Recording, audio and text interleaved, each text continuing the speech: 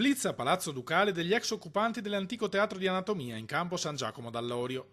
Le associazioni, da anni impegnate in una battaglia perché l'immobile resti a uso pubblico, erano in cerca del ministro dei beni culturali Alberto Bonisoli, la cui presenza era annunciata a Venezia in mattinata. L'intenzione era di consegnare al nuovo titolare del dicastero, assente per altri impegni, una lettera riassuntiva della situazione dello stabile, già sede della storica osteria La Vida, venduto dalla regione all'imprenditore Alberto Bastianello che vorrebbe realizzarvi un ristorante.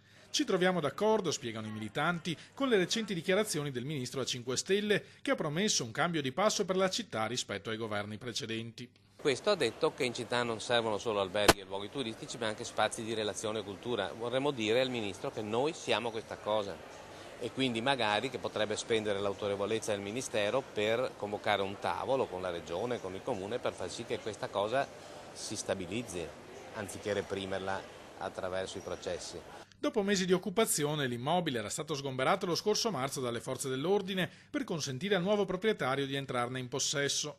Lo storico edificio si trova tuttora sotto sequestro. Tra le altre iniziative dell'associazione, un massiccio invio di cartoline all'indirizzo dell'amministrazione comunale, alla quale si chiede di intervenire sulla destinazione d'uso dell'ex osteria. Sono delle cartoline in cui uno scrive chi è, che età ha, come si qualifica per quello che è e dice perché vorrebbe che la Vida non diventasse un ristorante, che cosa vorrebbe immaginare nella Vida e per la Vida, una cosa di tutti e per tutte.